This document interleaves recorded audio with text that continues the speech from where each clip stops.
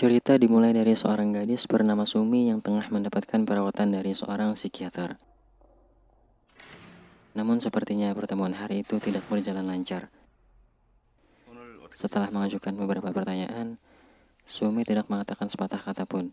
Ia hanya tertunduk diam dengan rambut yang menutupi wajahnya.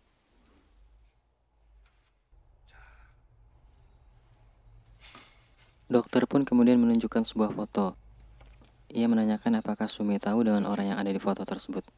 여기 이 사람 누구지? Namun Sumi tetap tidak mengucapkan apapun. Dengan pandangan serius, kemudian dokter tersebut bertanya, 그날 일에 대해서 좀 얘기해 줄 수 있을까? 그날 무슨 일이 일어났던 거지?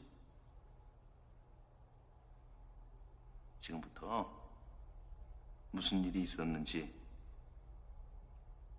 한번 얘기해 봐.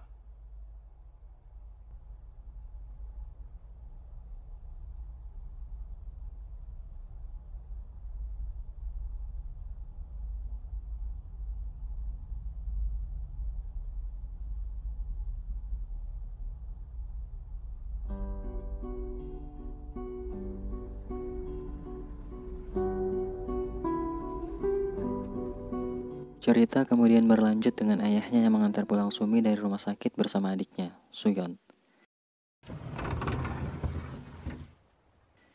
Sesampainya di rumah, mereka disambut oleh ibu tiri mereka. Ibu tirinya mencoba menyambut mereka dengan baik, namun Sumi dan Suyon mengabaikannya. Mereka pun pergi ke lantai atas menuju kamar masing-masing. Tidak lama setelah memasuki kamarnya, Suyon mulai mengalami kejadian-kejadian yang janggal. Dimulai dari buku-buku di dalam lacinya, hingga pakaian di dalam lemarinya.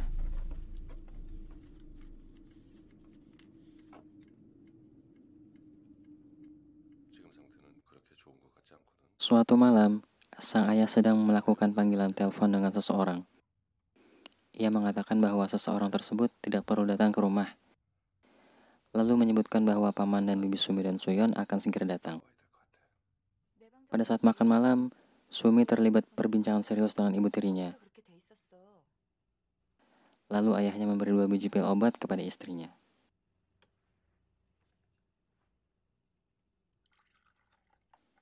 Sumi meletakkan sendoknya lalu pergi. Kemudian disusul oleh Suyon.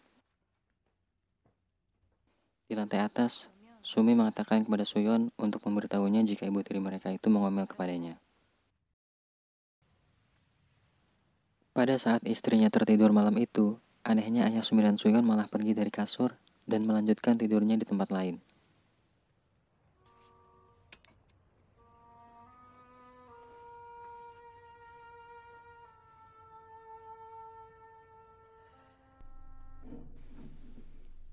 Suyon terbangun setelah mendengar suara berisik dari luar. Pintu kamarnya tiba-tiba saja terbuka perlahan. Ia lalu melihat dengan jelas jari jemari tangan di balik pintu kamarnya itu.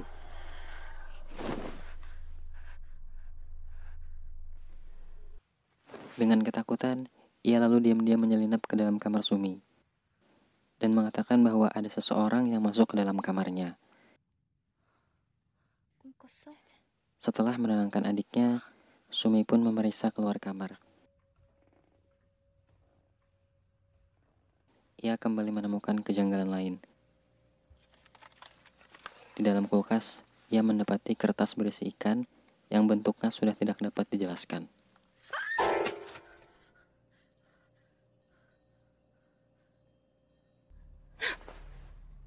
Sumi mengalami mimpi buruk tentang kematian ibunya di masa lalu.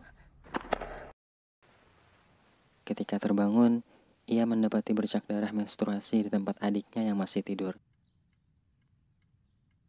Ia pun mengambil pembalut di kamar ibu tirinya, membuat ibu tirinya itu terbangun.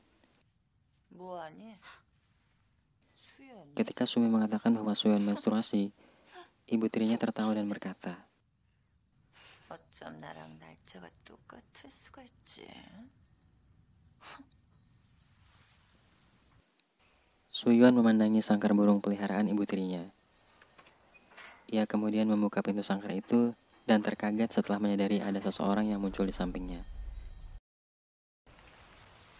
Sumi yang pergi sendirian memasuki sebuah gudang di luar rumah, kemudian membawa pulang sebuah kotak dan juga tas. Ia menemukan foto-foto lama keluarganya, kumpulan foto ketika mereka masih hidup sebagai keluarga yang bahagia bersama ibu kandungnya. Namun ekspresinya mendadak berubah ketika ia mendapati foto-foto wanita yang sekarang telah menjadi ibu tirinya. Rupanya, wanita itu telah sejak lama dekat dengan ayahnya. Sumi pun marah dan menduga ayahnya telah berselingkuh dengan wanita itu. Kemarahannya semakin memuncak ketika mendapati memar di tubuh adiknya. Ia menduga itu adalah perbuatan ibu tirinya. 누가 그랬어? Malamnya, Paman Sumi dan Suyon datang bersama istrinya. Sang ibu tiri menyambut mereka dengan menghidangkan berbagai macam makanan dan bercerita banyak hal. Namun orang-orang di meja makan bersikap dingin. Hanya ia yang tampak bersemangat. Suasana menjadi semakin tegang ketika istri paman itu tiba-tiba mengalami kejang. Setelah keadaan membaik, paman dan istrinya pun pergi meninggalkan rumah itu. Di perjalanan, sang istri mengaku bahwa ia melihat seorang gadis di bawah wastafel.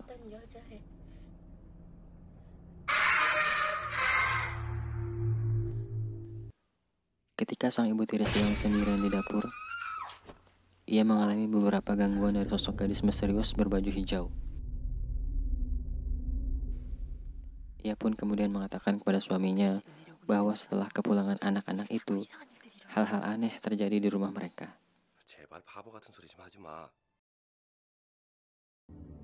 Ketika melihat suaminya sedang memeriksa kandang burung peliharaannya, ia menyadari bahwa burungnya tidak ada di kandang. Dengan marah, ia pun mendatangi Suyon di kamarnya. Di atas meja, ia menemukan foto-foto lama yang sebelumnya ditemukan Sumi. Namun semua foto ibu tirinya itu telah dirobek dan dicoret-coret.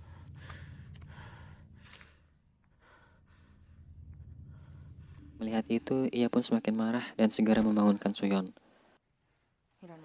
Pada saat itu, ia mendapati bangkai burung peliharaannya di balik selimut Suyon. Sudah tak terbendung, ia memarahi Suyon dan menguncinya di dalam lemari lalu meninggalkannya. Sumi yang mendengar teriakan adiknya, ia pun segera datang untuk menolongnya. Setelah mengubur burung peliharaan istrinya, sang ayah pergi menemui Sumi dan adiknya.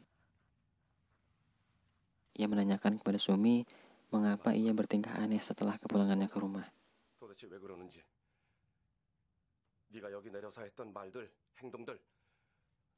Sumi menjawab dengan kesal. Ia bertanya kembali apakah ayahnya benar-benar tidak tahu. Ayahnya kebingungan. Ia tidak mengerti dengan apa yang dibicarakan Sumi. Mereka pun terlibat perbincangan yang intens dan bertensi tinggi. Pada satu titik, ayahnya meminta Sumi untuk berhenti membahas tentang Suyon. Dengan tatapan serius, ia lalu mengatakan bahwa Suyon telah lama meninggal.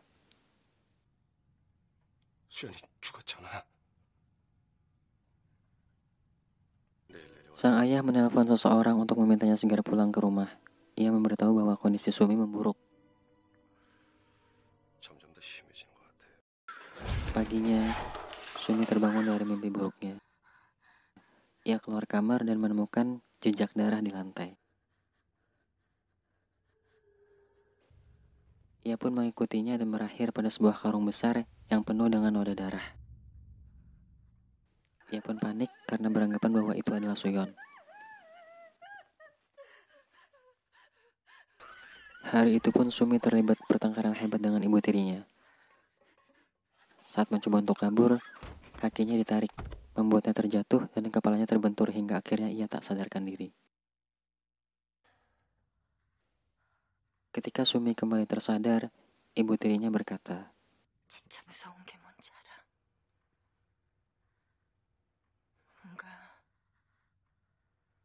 잊고 싶은 게 있는데, 깨끗하게 지워버리고 싶은 게 있는데, 도저히 잊지도 못하고 지워지지도 않는 거 있지. 근데 그게 평생 붙어다녀. 유령처럼. Lalu Sumi meminta ibu tirinya itu untuk membantunya. 날 도와줘. Ibu tirinya pun mengiyakan. 그래. 내가 너 도와줄게. Lalu mengangkat sebuah patung setengah badan yang cukup besar, dengan niatan ingin menghantamkannya kepada Sumi dan mengakhiri semuanya. Namun tiba-tiba sang ayah pulang ke rumah. Ayahnya menemukan Sumi tergeletak di lantai dengan pecahan patung yang telah hancur di sampingnya. Ia segera membawa Sumi ke kamar dan menemukan beberapa jejak pertikaian di dalam rumah. Ayahnya lalu menghampiri istrinya dan memberikan beberapa pil obat kepadanya.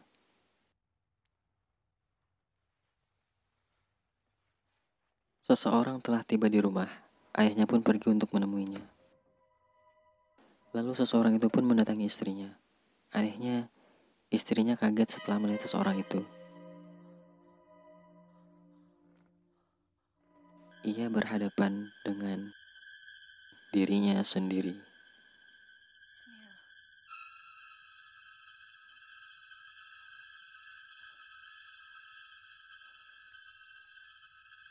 Rupanya, sejak kepulangan Sumi ke rumah, ia belum sekalipun bertemu dengan ibu tirinya. Seseorang yang beberapa kali melakukan panggilan telepon dengan ayahnya adalah ibu tirinya tersebut. Sebagian besar hal yang telah terjadi sejak kepulangan Sumi adalah hanya halusinasinya belaka. Ia memang belum benar-benar sembuh dari kejadian di masa lalu yang terus menghantuinya. Sosok ibu tiri yang ada di rumah selama ini sebenarnya adalah Sumi. Itulah mengapa ayahnya beberapa kali memberi pil obat kepadanya. Sejak awal, ia hanya kembali ke rumah bersama ayahnya. Adik dan ibu tirinya adalah murni dari halusinasinya. 어쩜 나랑 날짜가 똑같았어. 수연이 죽었잖아. 아니 기억 안 나.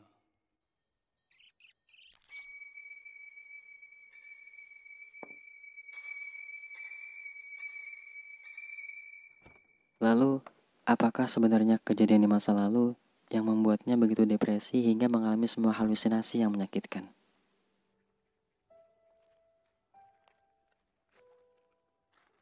Suatu hari, Sumi dan Suyon sedang memainkan ayunan di luar rumah. Lalu sebuah mobil datang. Ayahnya tiba bersama seorang wanita, yang mana wanita itu adalah seseorang yang kemudian menjadi ibu tirinya. Sumi dan Suyon terlihat tidak suka. Dari dalam kamar, ibu kandungnya menyadari kehadiran itu.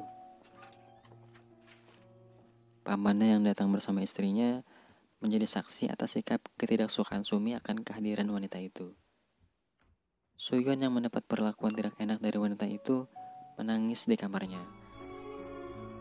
Lalu ibunya datang menghampirinya.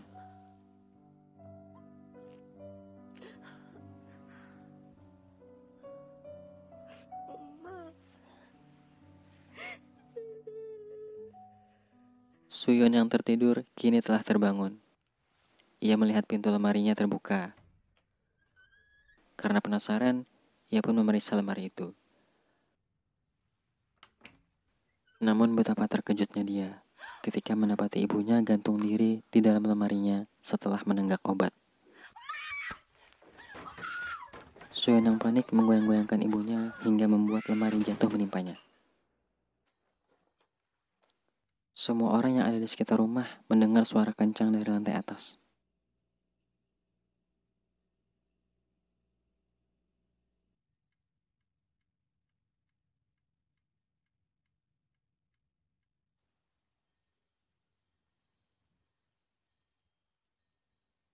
Namun yang pertama memeriksanya adalah wanita itu. Pada saat itu, sebenarnya Suyon masih hidup, namun ia ragu untuk menolongnya. Ia pun keluar kamar, namun kemudian berpikir kembali masuk untuk menolongnya.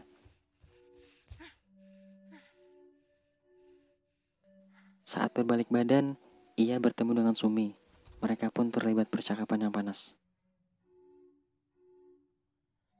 Ketika Sumi ingin pergi, wanita itu berkata bahwa Sumi mungkin akan menyesali saat ini. 지금 이 순간 후회하게 될지도 몰라. 명심해. Namun Sumi akhirnya tetap pergi dan meninggalkan rumah. Ia meninggalkan fakta bahwa ada sesuatu yang terjadi di kamar Suyon.